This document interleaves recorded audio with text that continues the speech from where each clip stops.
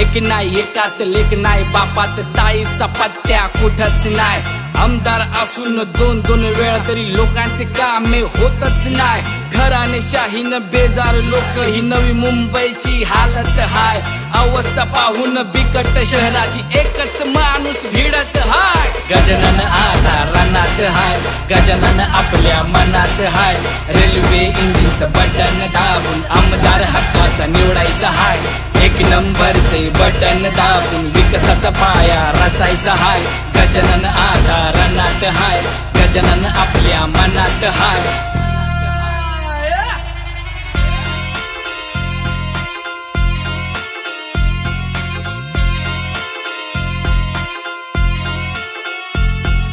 कोणतेही शासकीय पद नसताना लोकांच्या गरजेला धावून गेला। मिळवून दिले त्यांनी हक्काचे घर, सामान्य जनतेला आधार दिला। सम्राटांना उघडा केला, होय त्यांनी हे केलं, आणि हेच नाही आणखी बरंच काही केलं।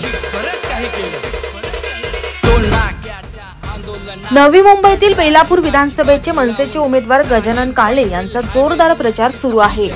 बेलापूर मतदारसंघातील परिसरात विविध ठिकाणी गजानन काळे यांनी स्वतः भेट देऊन प्रचार केलाय। त्यांच्यासोबत मोठ्या संख्येने कार्यकर्ते देखील उपस्थित होते। यावेळी गजानन काळे यांनी विरोधकांवर चांगलाच हल्लाबोल केलाय। दोन्ही उमेदवार हे गेले 10 वर्ष बेलापूरमध्ये आमदार होते, मात्र दोघांनीही कोणतेही काम या मतदारसंघामध्ये केलेले नाही। सर्वसामान्यांचे प्रश्न सोडवण्यासाठी हे उमेदवार नापास झाले आहेत।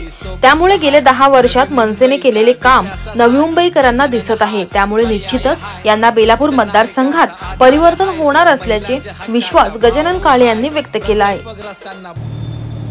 जी लाट लाट लाट सुप्त लाट काय आहे ती ही सुप्त लाट आहे। गजानन काळेचं वादळ प्रत्येकाच्या मनात आहे, कारण तुमच्या मनातलं मी बोलतोय। आम्ही शिक्षण आरोग्य रोजगारावर बोलतोय, ताई कशावर बोलतायत? तुझ्या बापाला पाडलं तुला पण पाडणार। तो कशावर बोलतोय? ताईंची क्लिप लावतोय भर सभेत। कामाचं बोला की काय कामं केलीत, कामाचं नाही बोलणार, उणी दुनी काढणं चाललंय। आम्ही शिक्षण आरोग्य रोजगारावर बोलतोय, काय बोलतोय? खाजगी शाळा जेवढ्या CBSE ICSE बोर्डाच्या, त्या खाजगी शाळांची फी का कमी होत नाहीये? प्रत्येक वर्षी का वाढत असते? बरं आम्ही मागणी नाही केली, आम्ही काय सांगितलंय सोबत? या सर्व CBSE ICSE बोर्डाच्या जेवढ्या खाजगी शाळा, ते DAV असेल, DPS असेल, पोद्दार असेल, या सगळ्या खाजगी शाळांचं government audit, third party audit झालं तर करोडो रुपये बॅलन्स शीटमध्ये यांच्या सापडतील। पुढची 10 वर्ष 1 रुपया सुद्धा मायबाप जनता फी वाढू शकणार नाही। हा गजानन काळेचा शब्द आहे। रामकृष्ण हरी, यंदा गजाननाची वारी। परिवर्तन का होणार?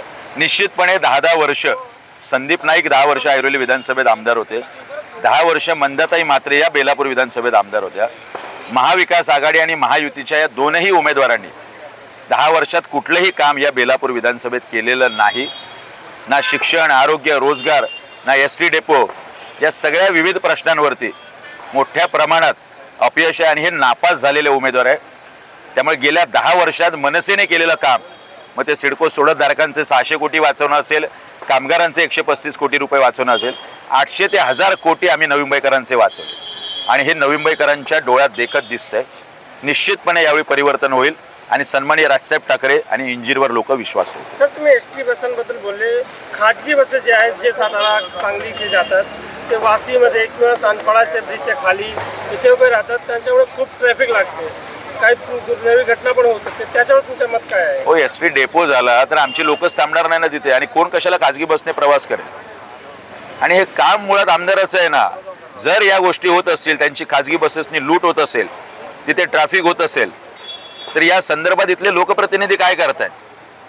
वाशी आणि ऐरोली टोल बंद व्हावा म्हणून आम्ही आंदोलन करतोय, ST डेपो व्हावा म्हणून आम्ही भूखंड शोधून दाखवतोय की इथे ST डेपो झाला पाहिजे।